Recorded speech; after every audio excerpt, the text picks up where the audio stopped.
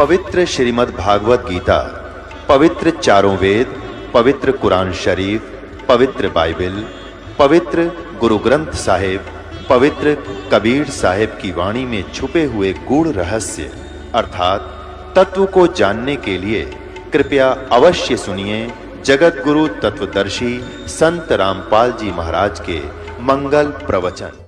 वहां की जो स्थिति, जो भगवान वहां रहते हैं, वहां तेजो में शरीर है परमात्मा का, उसको सतपुरुष कहो, परम अक्षर पुरुष कहो, उसको कबीर भगवान कहो। तो सतपुरुष के एक रोमकूप में करोड़ सूर्य मिला दे, करोड़ चंद्रमा, ऐसी रोशनी है उस परमात्मा की, से भी तेज है। और नीचे से जो कबीर साहब गए थे 5 वर्ष के बालक की आयु में, वहां चवर उठा के अपने दूसरे रूप पर चवर करने लगे। तो रामानंद जी ने सोचा कि ये कबीर जी तो यहाँ का कोई देवता है, गण है, और ये है सचमुच वो परम अक्षर ब्रह्म जिसके विषय में गीता में कहा है। तो उसी समय वो सोच ही रहे थे, वो तेजो में शरीर जो तख्त पर, तख्त माने सिंहासन, तख्त का अर्थ कोई यूं नहीं है लकड़ी का तख्त पर बैठे, यानी अनंत कोट ब्रह्मांड के कंट्रोलर के सिंहासन पर विराजमान है। वहां से खड़े हुए और चवर ले लिया परमात्मा से 5 वर्ष के बालक से, और 5 वर्ष का बालक बैठ गया उस अनंत कोट ब्रह्मांड के सिंहासन के रूप पर, सिंहासन के ऊपर कबीर रूप में। और वो तेजो में शरीर परमात्मा कबीर जी 5 वर्ष के बालक पर एक सेवक की तरह ऐसे सेवा करने लगे चंवर से। रामानंद जी सोच ही रहे थे कि ये क्या चक्कर हो रहा है, छोटा सा बालक कबीर दुल्हा, और ये इस पर यूं भगवान चवर करता। इतने में तेजो में शरीर परमात्मा का जो था वो कबीर 5 वर्ष के बालक में समावेश कर गया। अकेले कबीर जी बैठे रह गए, 5 वर्ष के बालक। तब रामानंद जी से कहा परमात्मा ने कि Swami ji, I am God और तुम मेरे बच्चे हो, वहां काल के जाल में हो, देख झांक कर उस नरक में जहां तुम रह रहे हो। रामानंद जी ने नीचे देखा तो तेरे की यहाँ तो ऐसे दिखे जैसे कीड़े मकोड़े चल रहे होते इस नरक में। इसका सारे जो यहाँ के राष्ट्रपति और प्रधानमंत्री चाहे सब कुछ हो, वो सतलोक की तुलना में ऐसा गंध दिखाई देता है। परमात्मा कहते हैं 100 योजन जाती है या दुनिया की गंध, 100 योजन तक, 1 योजन में 12 किलोमीटर, कहते 1200 किलोमीटर तक इसकी बदबू जाती है ऊपर इस गंदे लोक की, जहां तुम ठाठ मान रहे हो। स्वर्ग सारे मिला करके सारे इतने खराब हैं यहाँ के।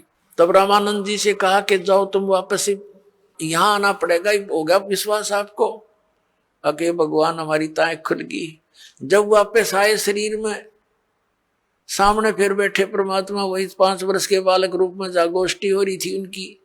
चरण पकड़ दिए 104 साल के उस वृद्ध ने, ब्राह्मण ने, सच वो था ब्राह्मण, और 5 वर्ष के दानक के पैर पकड़ दिए उस बालक के, और कहा कि 2 ठोड़ है, एक तू भया एक से 2, और गरीबदास हमकार ने तुम आए हो मुग्धो।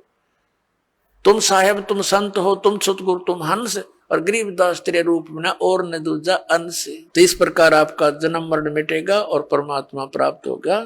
बोलो सतगुरुदेव।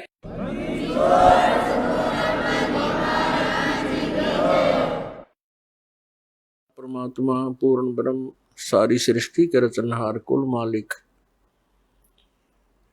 कबीर देव, कबीर साहब, अल्लाहु अकबर जी की असीम कृपा से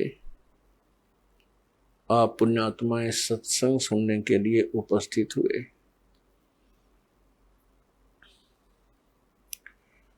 सत्संग का उद्देश्य होता है कि इस भूले हुए प्राणी को परमात्मा की याद ताजा की जाए। सत्संग के अंदर ज्ञान कराया जाता है कि मनुष्य जीवन किस लिए प्राप्त हुआ, मानव जीवन का मूल उद्देश्य क्या है।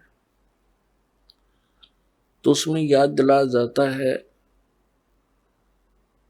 कि महापुरुषों की वाणी प्रमाण के अंदर ली जाती है, और वो अमर वाणी जो परमात्मा स्वयं आकर के यथार्थ ज्ञान हमें सुनाते हैं, जिसको गीता जी अध्याय नंबर 4 के श्लोक 32 में सच्चिदानंद घनब्रह्म की वाणी कहा है, कबीर वाणी कहा है।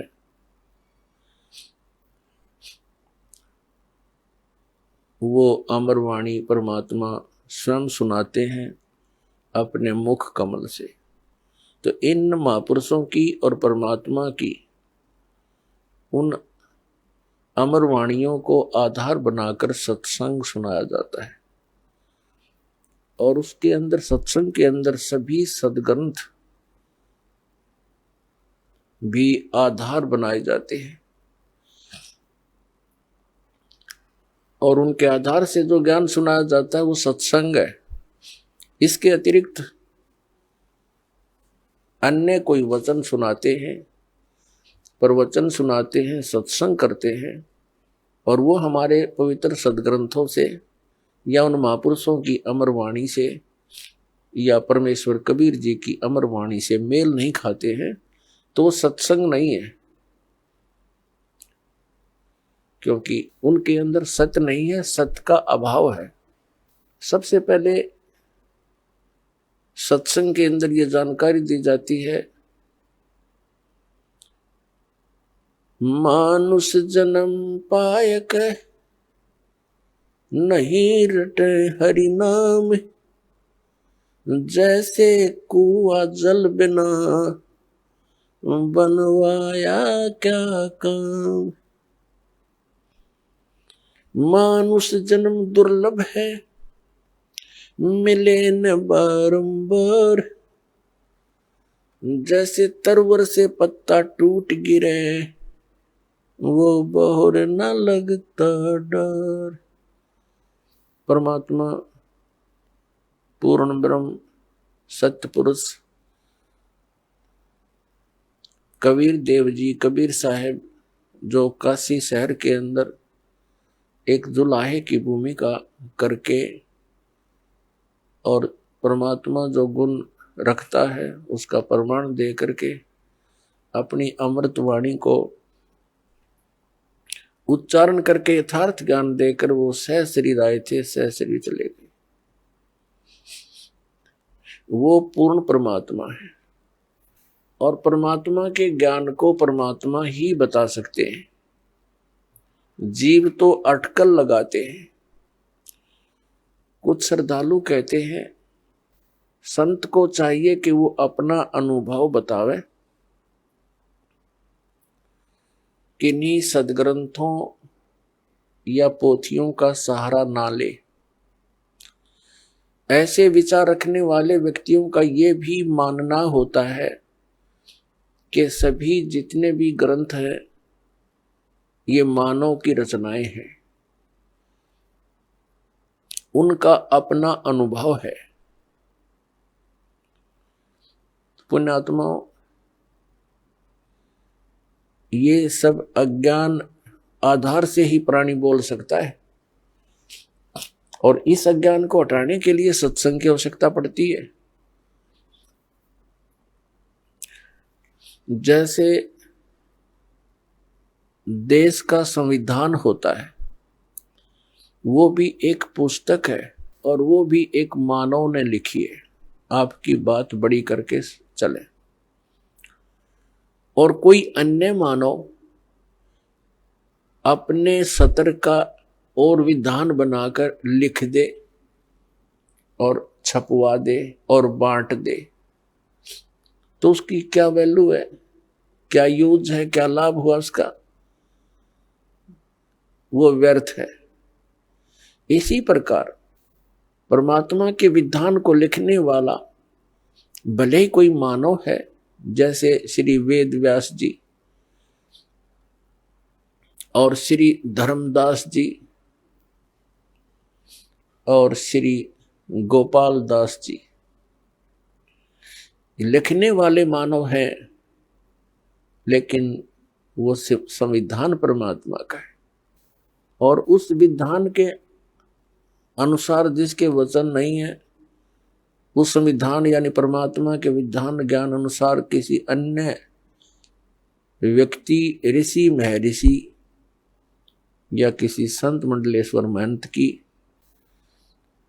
वो पुस्तक परमात्मा के विधान से मेल नहीं खाती है तो व्यर्थ है। दूसरी बात रही कि संत को चाहिए कि वो अपना अनुभव बतावे, पुस्तकों का आधार ना माने। ये भी एक बालक के विचार हो सकते हैं जिसने कभी विद्यालय देखा ही ना हो। जैसे टीचर होते हैं, विद्यालय में पढ़ाते हैं अध्यापक, उनका एक निर्धारित पाठ्यक्रम होता है, सिलेबस कहते हैं उसको। और जो टीचर सिलेबस से बाहर ज्ञान देता है और सिलेबस के अनुसार ज्ञान नहीं देता है, वो भले ही उसको पढ़कर सुनावे या उसको याद करके वैसे सुनावे, वचन वही होने चाहिए जो पाठ्यक्रम की पुस्तकों में विद्यमान है। तो वो टीचर ठीक है, हितैषी है, और जो उन पाठ्यक्रम की पुस्तकों से हटकर अपनी कोई अन्य बकवाद सुनाता है तो वो टीचर ठीक नहीं। अब जैसे परमात्मा की जानकारी परमात्मा ने आकर बता दी और उन्होंने ये भी ज्ञान दे दिया कि तुम ऐसे ऐसे करो जिस कारण से तुम वहां उस स्थान को प्राप्त कर लोगे जहां जाने के बाद फिर लौटकर संसार में कभी नहीं आना पड़ता। उसको पूर्ण मोक्ष कहते हैं।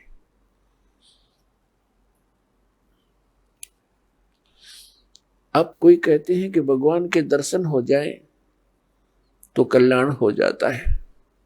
परमात्मा के दर्शन बहुत अच्छी बात है, बड़े पुण्यकर्मी प्राणी को ही हो सकते हैं, लेकिन परमात्मा के दर्शन से कल्याण मोक्ष नहीं होगा।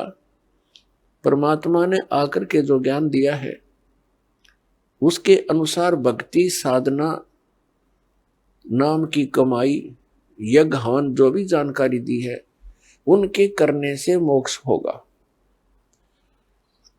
उदाहरण के लिए जैसे पवित्र हिंदू धर्म के अंदर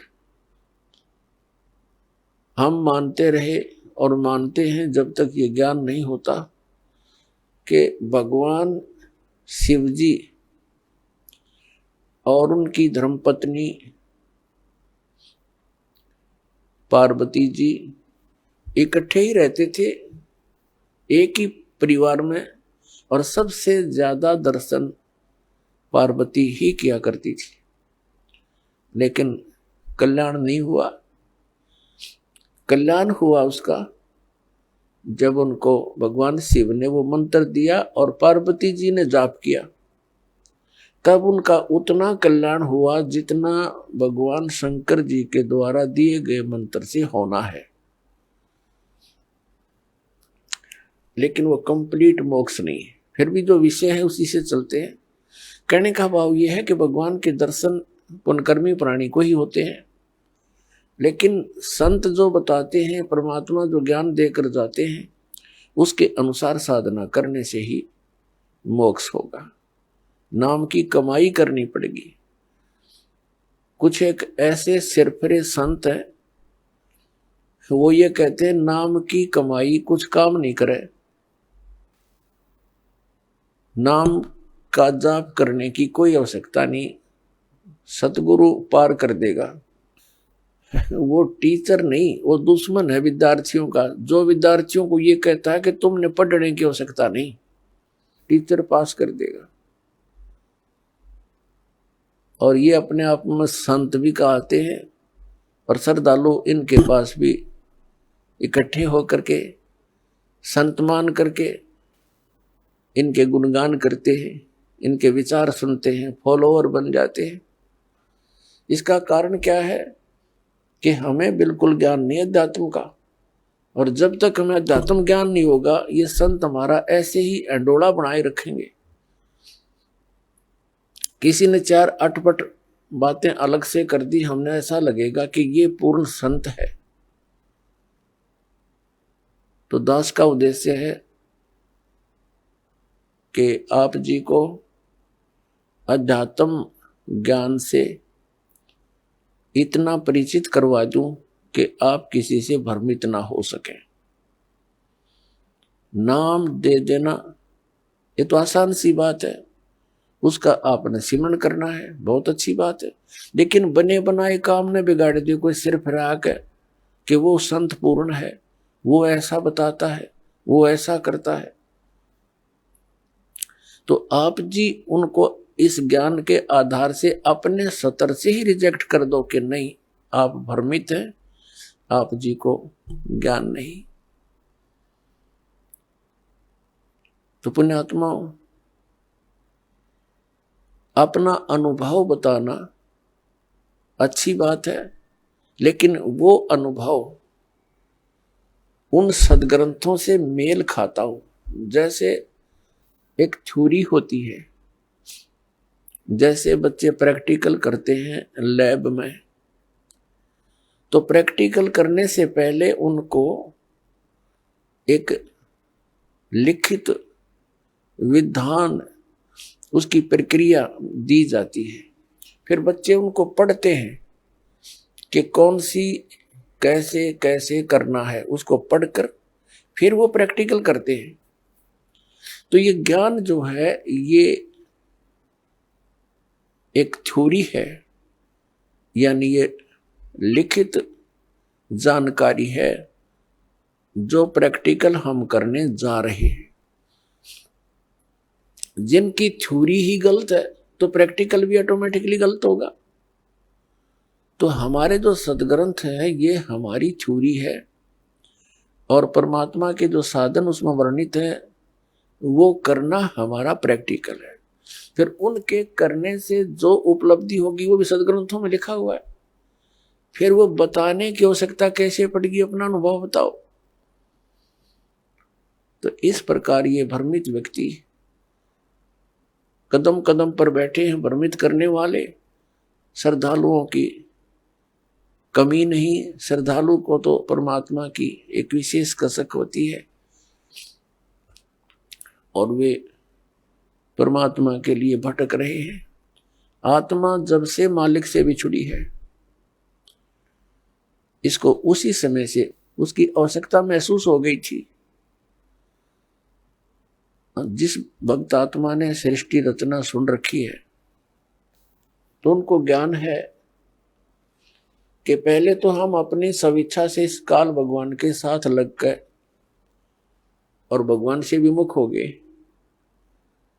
और जिस समय ये प्रकृति दुर्गा देवी जी इस काल भगवान के पास छोड़ी गई, उसी समय से इस काल ने हमारे साथ दुर्व्यवहार प्रारंभ कर दिया और उसी दिन से और आज तक हमें सिवाय परेशानी के कुछ नहीं मिला। तो उसी समय इसको महसूस हो गया था, इस दुर्गा को पुकार की थी, भगवान मुझे बचा ले।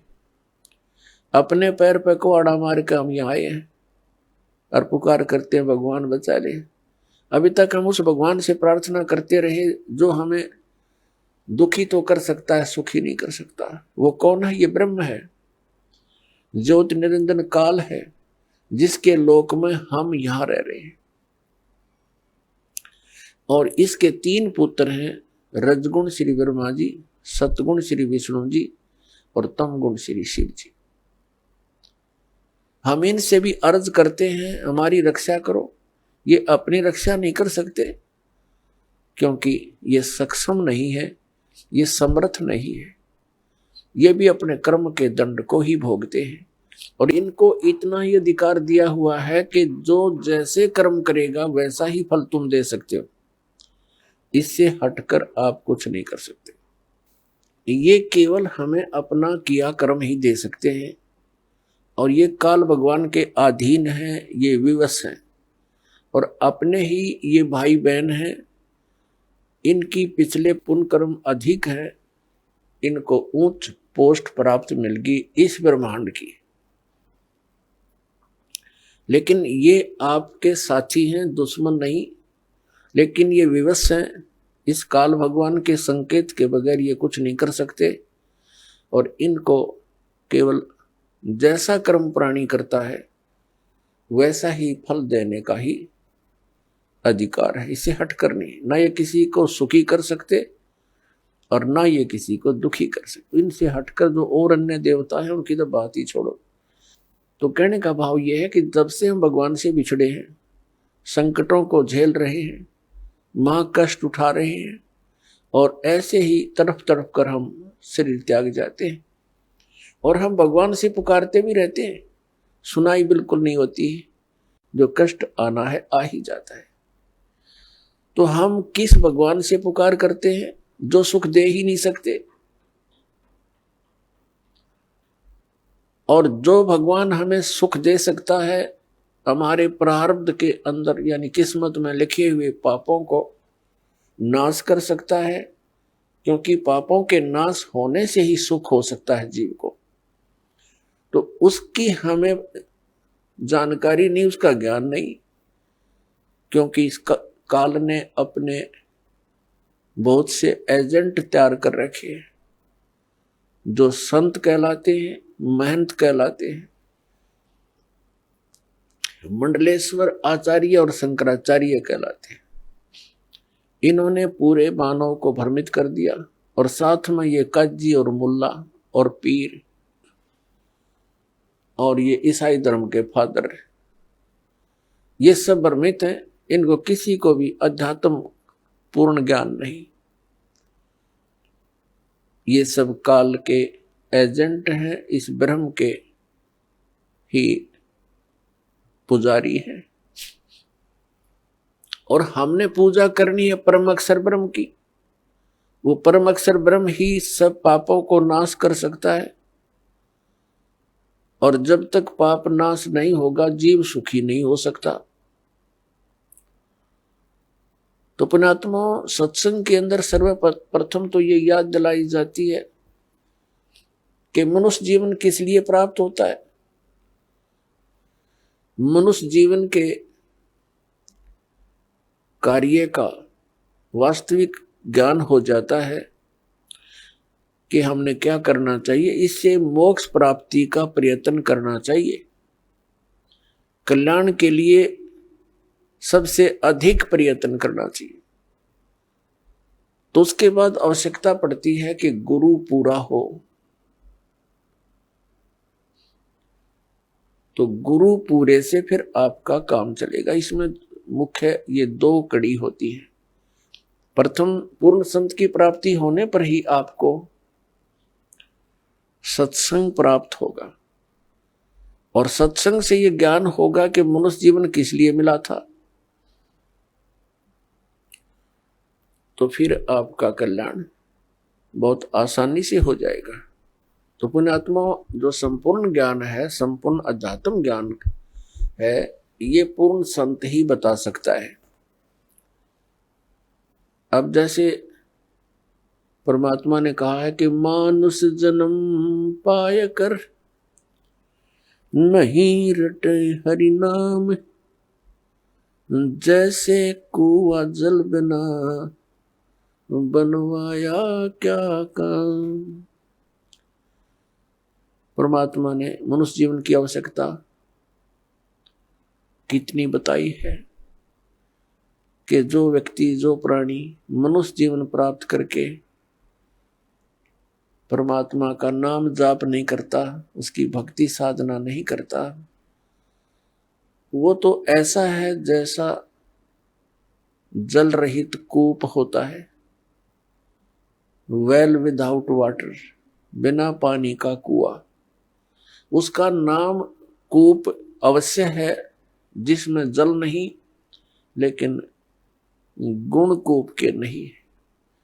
ठीक इसी प्रकार जो व्यक्ति परमात्मा की भक्ति नहीं करते तो वो ऐसे हैं जैसे जल रहित कूप। उसका नाम मनुष्य अवश्य है, लेकिन गुण मनुष्य के नहीं हो सकते। उसके लिए सत्संग की आवश्यकता पड़ती है, और सत्संग के अंदर ये याद दिलाया जाता है कि परमात्मा की भक्ति किस लिए करें। परमात्मा की भक्ति इसलिए करें कि परमात्मा याद दिलाते हैं, साहेब से चितला ले रे मन गर्भ गुमानी।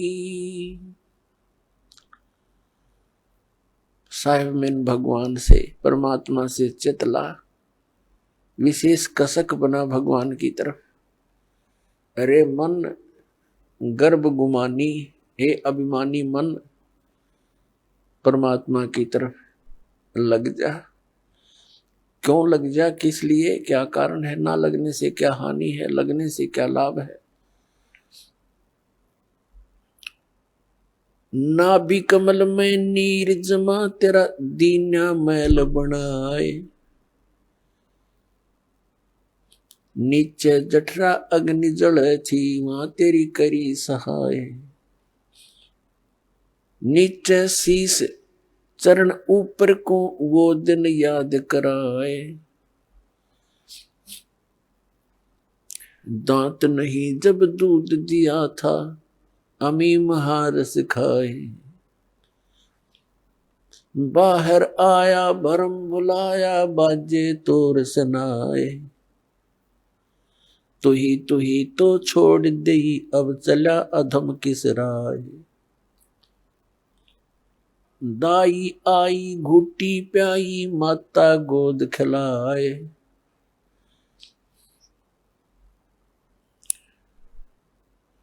तू ही तो छोड़ दिया, इब चला अधम किस राय। अब क्या बताते हैं परमात्मा कि जब तू मां के गर्भ में था, एक विशेष संकट को झेल रहा था। नीचे को सिर था, ऊपर को पैर तेरे। और जब आपत्ति आती है, यह प्राणी परमात्मा को याद अवश्य करता है। मां के गर्भ में इस प्राणी को पूरी चेतना होती है कि मैं किस कारण से इस जेल में फंसा हूं। उस समय वो परमात्मा से अर्ज करता है, हे भगवान, एक बार मेरा संकट निवारण कर दे, मुझे बाहर निकाल दो, फिर आजीवन आपकी भक्ति करूंगा, 2 रोटी के लिए धंधा भी करूंगा, मालिक तेरी भूल नहीं करूंगा। उस समय उसको अपने पिछले जन्म जन्मांतर की फिल्में देखने को मिलती हैं अपने ही अंतःकरण में, क्योंकि हमारे अंतःकरण के अंदर परमात्मा ने एक ऐसा सिस्टम कर रखा है कि जो भी क्रिया काम कर्म हम करते हैं और जो भी अच्छी मंदी सोच हम अपने हृदय में बनाते हैं, वो सब रिकॉर्ड हो जाती है। जब तक जीव मोक्ष प्राप्त नहीं करता, तब तक उसके अंतःकरण में उसके सर्व कर्म अंदर फीड रहते हैं। और जब ये प्राणी संसार छोड़कर जाता है, धर्मराज के पास जाते ही उसकी वो किए हुए कर्मों की फिल्म ऑन हो जाती है। वहां इसको ये बताने की आवश्यकता नहीं पड़ती, तो ये गलत करा रही हो, नाट जा। वहां नाटने की गुंजाइश नहीं रहती कि मैंने ऐसा नहीं किया। तो उस फिल्म को देखता हुआ वो प्राणी अपने पिछले मनुष्य जीवन व्यर्थ किए हुए इसको बहुत याद आते हैं और बहुत रोता है। मैं कितना जालिम था, मुझे संतों ने चेताया भी, भक्ति करने लगा भी, छोड़ दिया, फिर उन्हीं मस्तियों में लगा रहा। परमात्मा की भक्ति ना करने से आज तक मैं भटक रहा हूं। तो उस समय परमात्मा याद दिलाते हैं कि जब तू मां के पेट में था,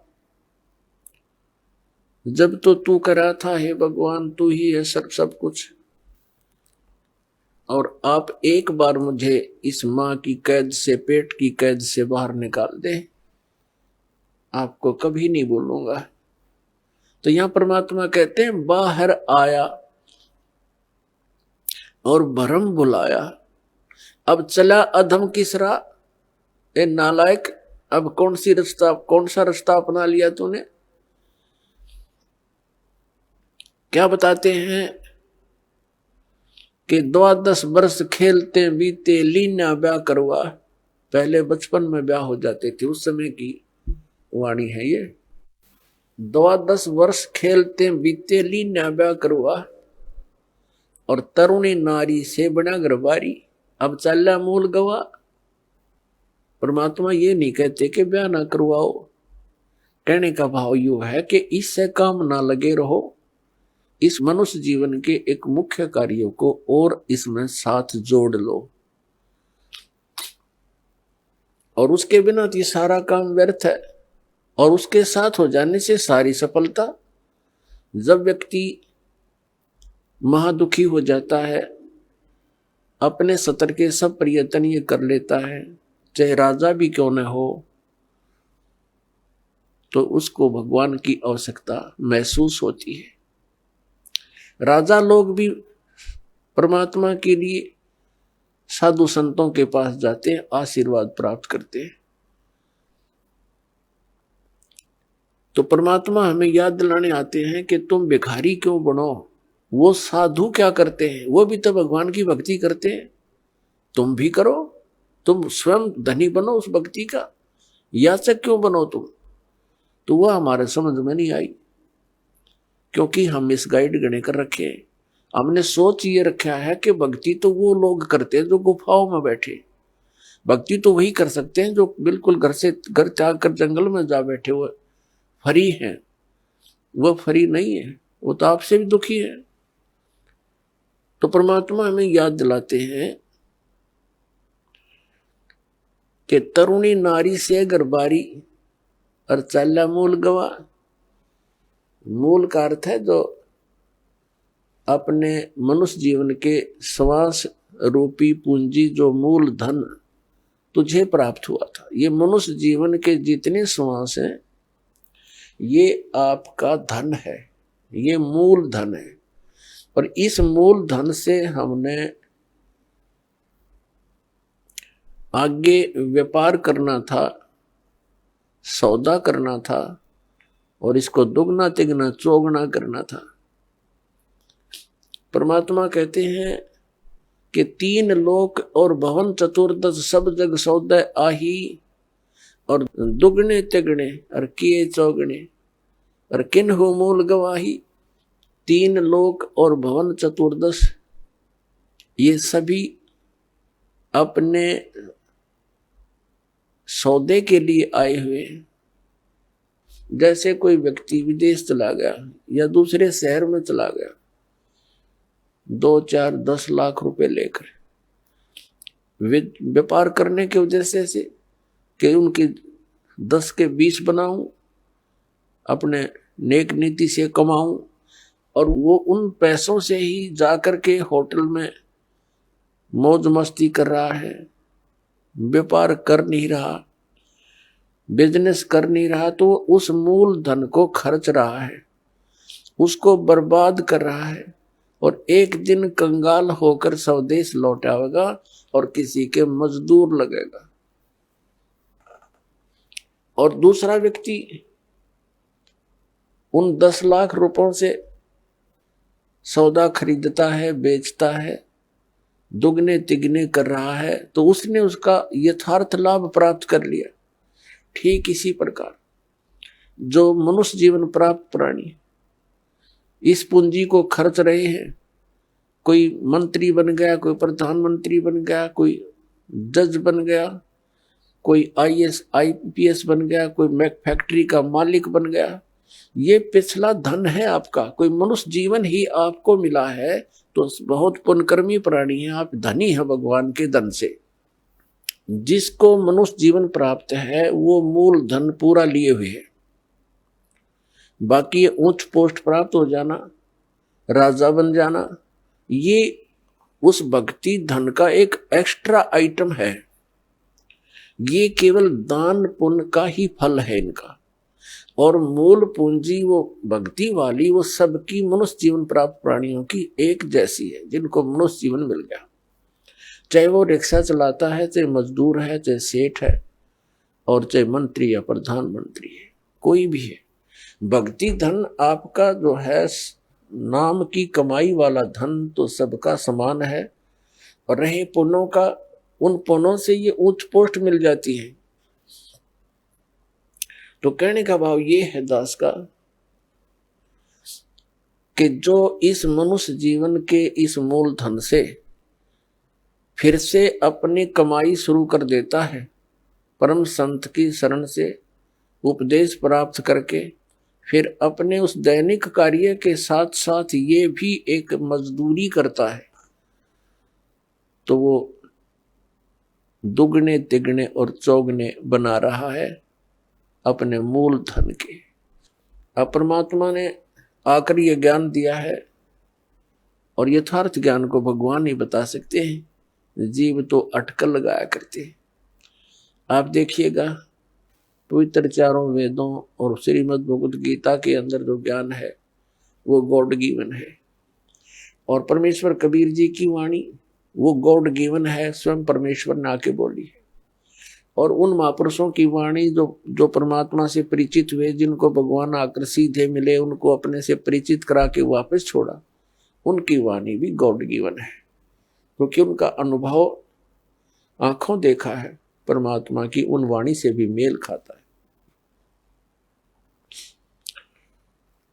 तो इस प्रकार जो 18 पुराण है उनको देखिएगा, वो जीव की सोच है। इन ब्रह्मा विष्णु महेश और अन्य ऋषि महर्षियों का अपना ज्ञान अनुभव है, वो वेदों से बहुत कम मेल खाता है। तो इस प्रकार हमने अन्य के अनुभव को अपने भक्ति मार्ग में सहयोग में नहीं लेना है, आधार नहीं मानना है।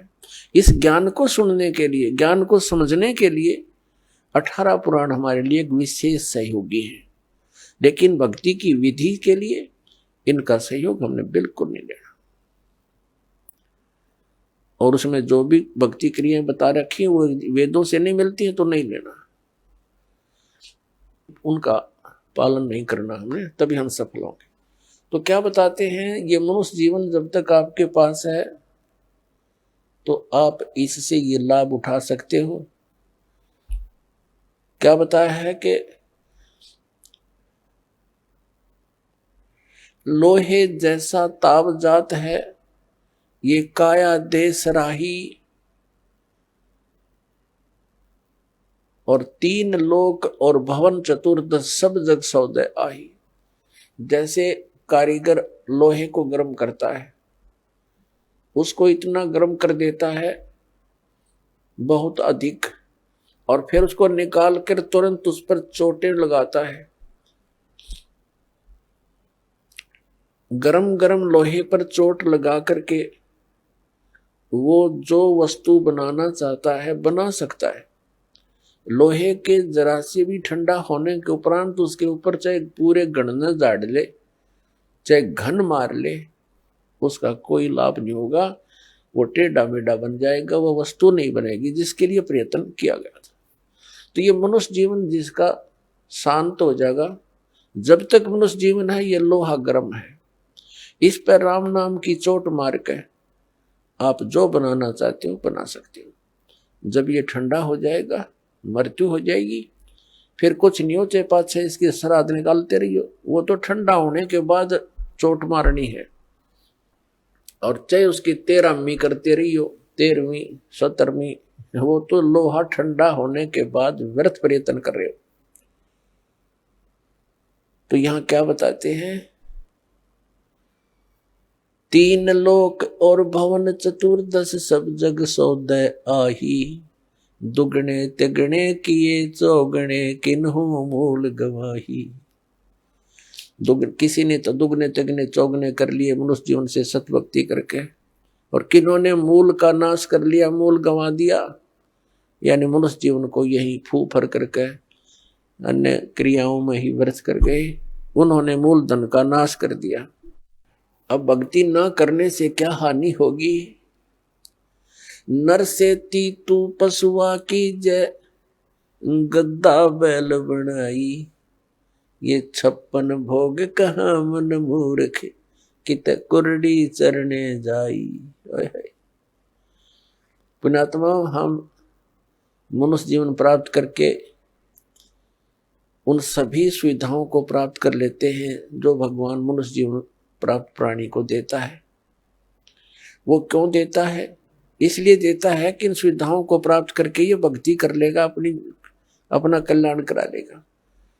जिनको मानव शरीर प्राप्त है वो उनकी ड्रेस अन्य प्राणियों से भिन्न है। ड्रेस मीन आपका ये शरीर, ये बॉडी, ये ड्रेस है, एक पोशाक है आपकी, ये स्टूडेंट की है। और जो स्टूडेंट, जो विद्यार्थी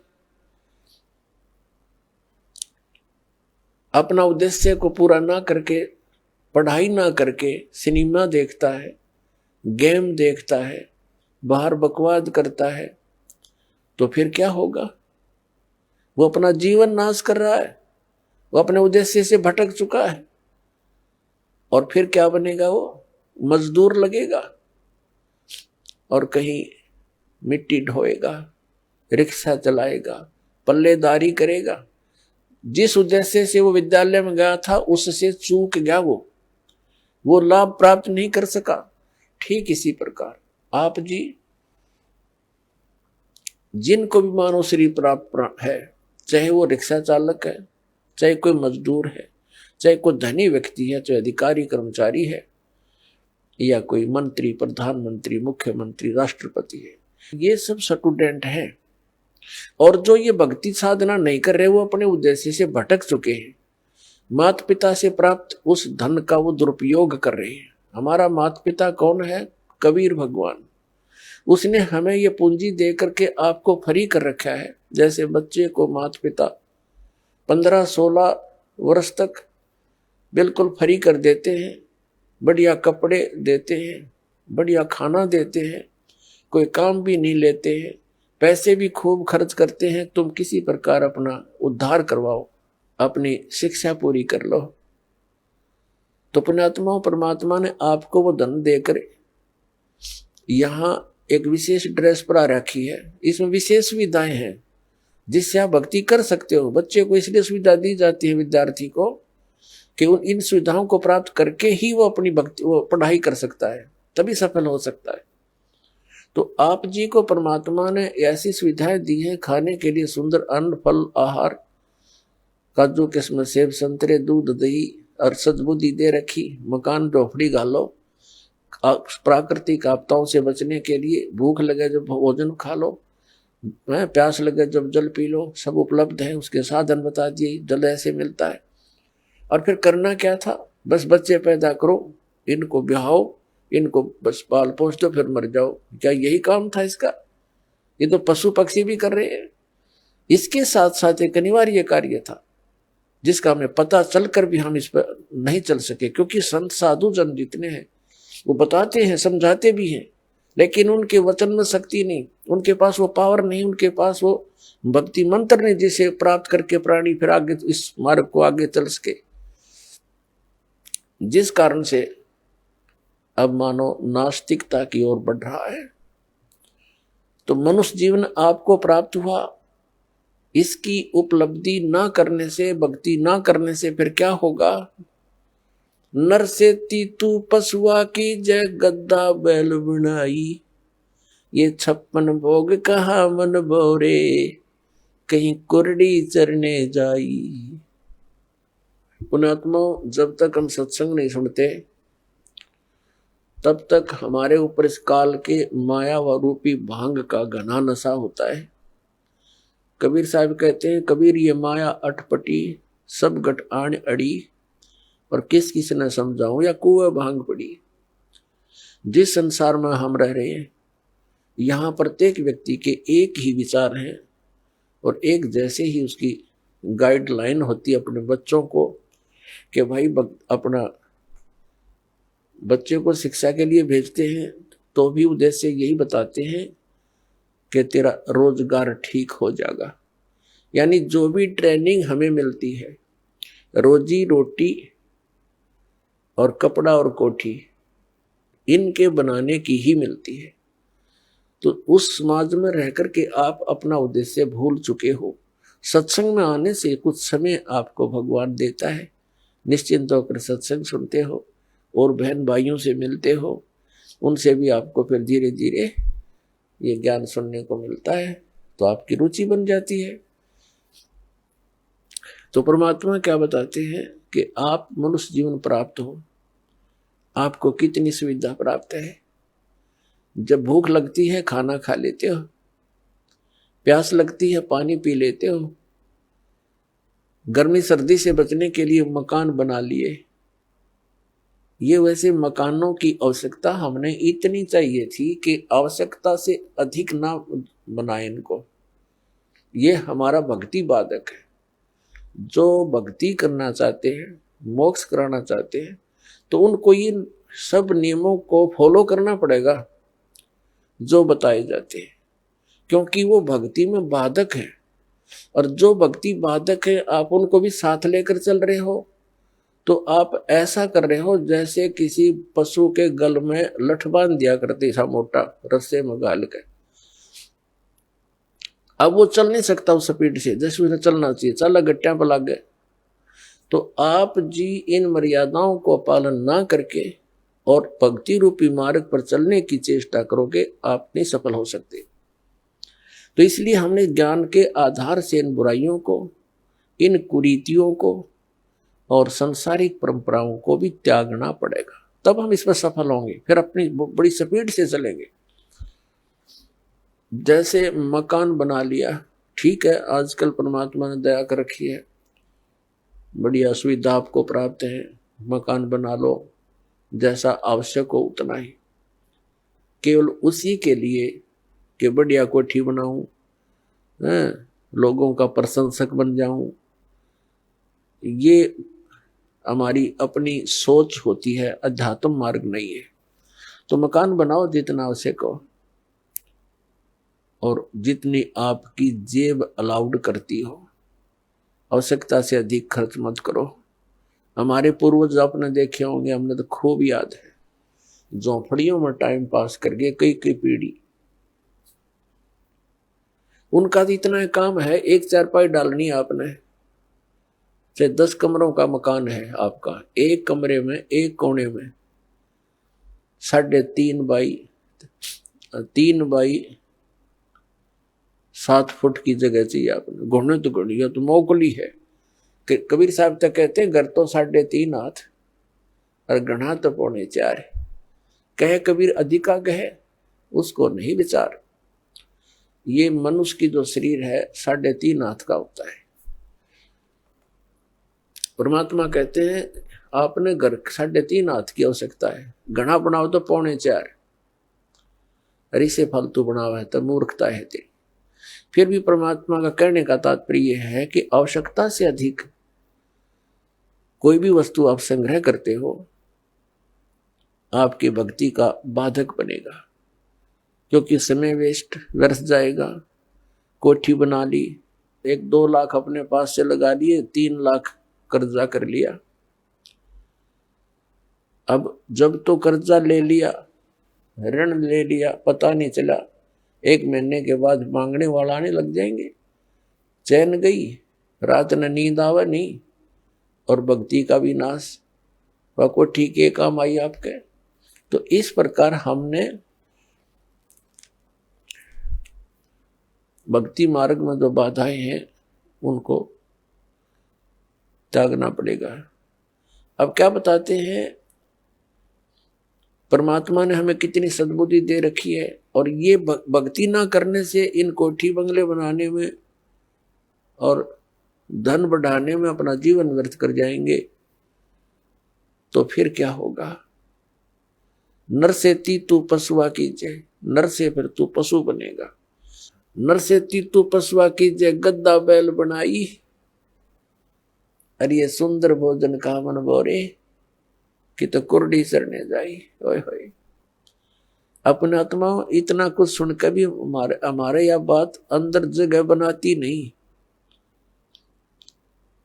क्योंकि हमें ये सब सुविधाएं उपलब्ध है और हर समय है, और ये तो आपके अंतिम सांस तक आपको रहेंगी जब तक मनुष्य जीवन में हो।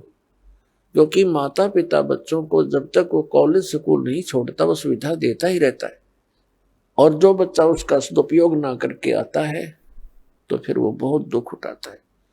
तो इस प्रकार इस सत साधना करने से, भक्ति करने से मोक्ष होना था। जहाँ जाने के बाद फिर लौटकर कभी संसार में नहीं आते, वहां हमें बहुत सुख होना था। जैसे बच्चा विद्यालय में पढ़ता है, कॉलेज में पढ़ता है, महाविद्यालय में, उसको वहां कुछ नहीं मिलना, वहां से उसको विद्या प्राप्त हुई, उस विद्या के आधार से उसको अन्य फील्ड में वहां जाकर के वो सुविधाएं मिलनी है। ठीक इसी प्रकार हमें इस पृथ्वी पर जो हम चाह रहे हैं, हमें यहाँ नहीं लेनी चाहिए इसकी सुविधाएं। ये तो कॉलेज में मौज मार रहे हैं हम, ये सोच लो पृथ्वी की कोई भी वस्तु हम डिमांड कर रहे हैं या इसी में लगे रहे हैं, भक्ति की नहीं, तो हम कॉलेज में मौज मार रहे हैं, वो बहुत हानिकारक होगी। इसका लाभ हमें सतलोक में मिलेगा। सतलोक के बारे में आज तक जो जानकारी हमें प्राप्त हुई है, हमें मीन आप जी को इस दास के वचनों से पहले, तो वो कैसी जानकारी प्राप्त हुई है? सतलोक का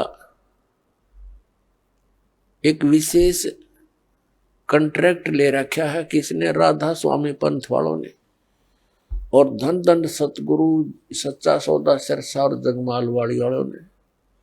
और इनको सतलोक का कख भी पता नहीं, ना भक्ति मार्ग ठीक इनका, ना सतलोक की सतपुरुष की जानकारी।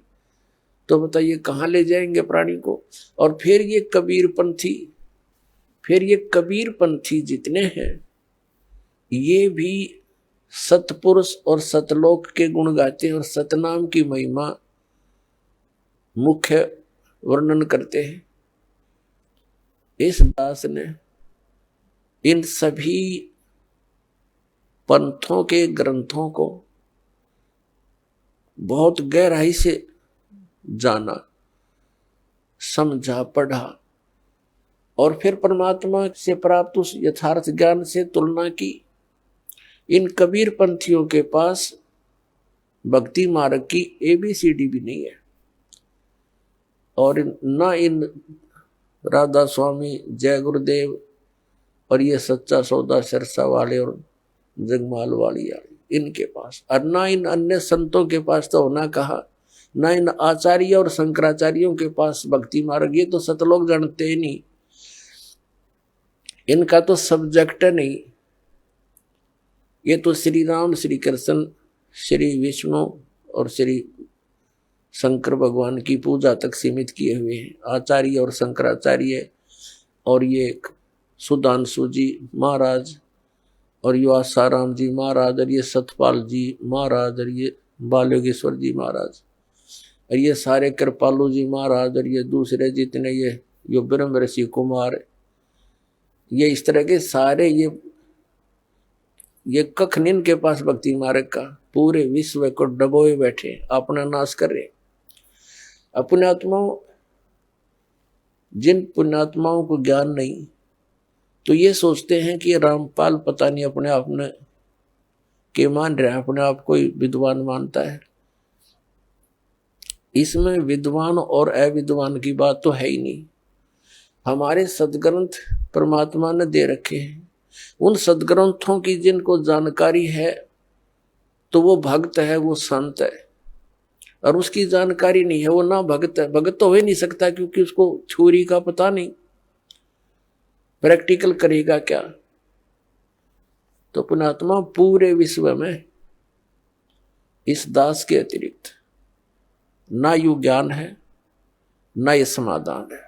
ये वचन प्रथम बार कोई सुनता है तो उसको खटकते हैं, लेकिन समय आने पर ये अच्छे भी लगेंगे, मीठे लगेंगे। आइए अब हम उन श्रद्धालुओं के अनुभव जानते हैं जो जगत गुरु तत्वदर्शी संत रामपाल जी महाराज जी से दीक्षा प्राप्त कर चुके हैं तथा उनके द्वारा बताए गए भक्ति मार्ग पर चल रहे हैं। जी नमस्कार। नमस्कार जी। क्या नाम है जी आपका? अनीता जी। अनीता जी, कहाँ से आए हैं आप? पेवा से, सरस्वती खेड़ा पेवा के पास, कुरुक्षेत्र जिला से। संत रामपाल जी महाराज से नाम दीक्षा लेने से पहले आप क्या भक्ति साधनाएं करते थे? जी हम सरसेवाड़े के चले थे, सरसेवाड़े की 11 साल भक्ति करी जी।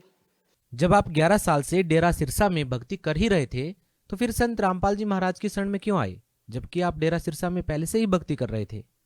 भगत जी वहाँ पर भक्ति तो कर रहे थे, तो उस भक्ति से माने कोई लाभ नहीं मिला।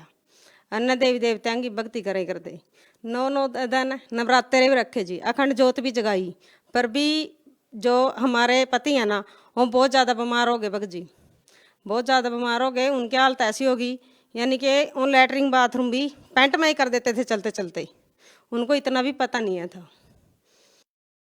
बहन जी, हम आपसे ये जानना चाहेंगे कि आप 11 साल से डेरा सिरसा में भक्ति कर रहे थे, उसके बाद आपने देवी देवताओं की भी भक्ति की, आपने व्रत भी रखे, आपने अन्य पूजाएं भी की। तो हम आपसे ये जानना चाहेंगे कि संत रामपाल जी महाराज जी से नाम दीक्षा लेने के बाद आपको कोई लाभ मिले? हाँ जी, सारी प्रॉब्लम सोल्व हुई जी। पहले हमारे पति जी ने हम आश्रम लेकर गए बरवाड़ा, वहाँ से नाम लिया हमने दोनों ने। तो उसके बाद जी फिर हमने भक्ति करी, गुरु जी से प्रार्थना लगाई। 4 दिन के बाद जी वो खड़ा हो गया। 4 दिन के बाद उठा तो आप नशे में चल गया। इतनी इतनी गोली जी नशे की एक साथ खाजे करता, पानी तक नहीं पीवे था। तो आज उन्हें सब नशे छोड़ दिए। तो फिर उसके बाद हमारे घर पे मकान बना रहे थे हम 2020 में। 2020 में मकान देने खातर मजदूर लगा रखा था। मजदूर लगा रखा था। उसका बेटा था 10-12 साल का। वो ना ऊपर चढ़ गया दीवार पर चढ़ने के बाद तो हमने बोला बेटा नीचे आ जा। न्यू कह रहा नहीं आंटी, डैडी के साथ में दीवार तोड़ूंगा। उसका डैडी दूसरी दीवार पर था, वो बरांडे की दीवार पर था। जैसे बरांडे के ऊपर स्लेब डाल रखी थी, बरांडे के लेंटर पे स्लेब डाल रखी थी। उसके 4-5 अर्दे रह रहे थे, एकदम स्लेब खिसक गई बगजी, इतनी किस रह गई, बस पूरी खिसक गई, इतनी स्लेब बची। तो उस पे जो लड़का ऊपर था ना, तो उसने बताया, कह रहा चिट्टे कपड़े वाला आया, कुर्ते पजामे वाला, उन्हें अपने हाथ दोनों स्लेब ऐसे लगा लिए तो रोक दियो स्लेब। तो ये दया परमात्मा की, संत रामपाल जी की हुई जी मर पे।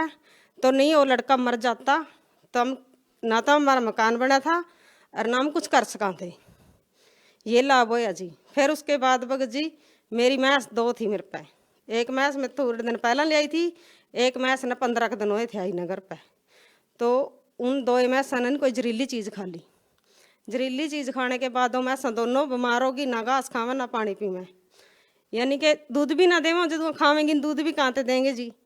फिर उसके बाद दोनों मैस बीमार होगी। डॉक्टरों की टीम आई कर दी हमारे घर पे, गड्डी में आते थे डॉक्टर, यानी कि 3-3, 4-4 डॉक्टर रोज आते थे।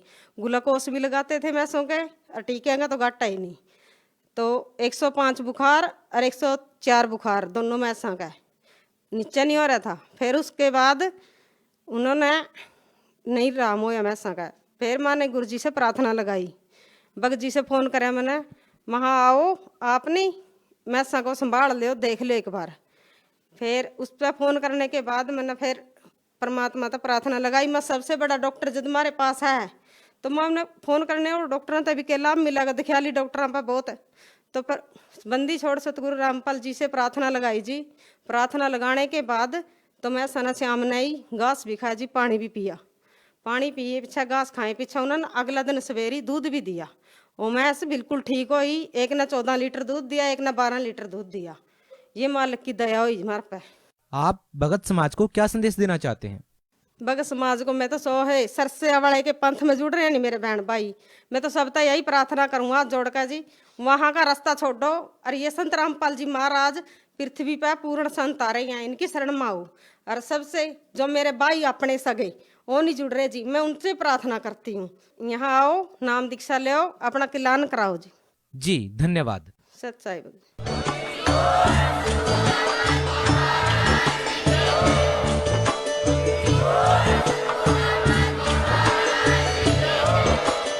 आप सुन रहे थे जगत गुरु तत्वदर्शी संत रामपाल जी महाराज जी के मंगल प्रवचन। अधिक जानकारी के लिए विजिट कीजिए हमारी वेबसाइट www.jagatgururampalji.org। संत रामपाल जी महाराज जी के शुभ आशीर्वाद से पूरे विश्व भर में 500 से भी ज्यादा नाम दीक्षा केंद्र हैं, जिन पर संत रामपाल जी महाराज जी द्वारा ऑनलाइन निशुल्क नाम दीक्षा दी जा रही है। अपने नजदीकी नाम दीक्षा केंद्र का पता करने के लिए संपर्क करें 82228880